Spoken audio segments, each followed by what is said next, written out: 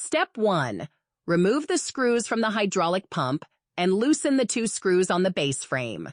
Step 2. Install the pillar by connecting the 2 pillars with a support rod, then mount them on the frame holes.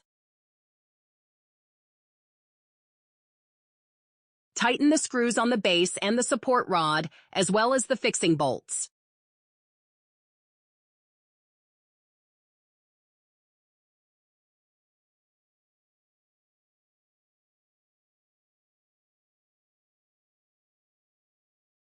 Step 3. Install the base plate.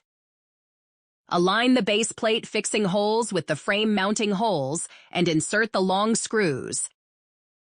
Tighten the nuts. Then fasten the backrest safety buckle. Step 4. Insert the flashlight holder into the pillar hole. Put on the utility bucket. Step 5. Place the seat cushion. Fasten your seat belt as the 6th step. Assembly completed. Use with peace of mind.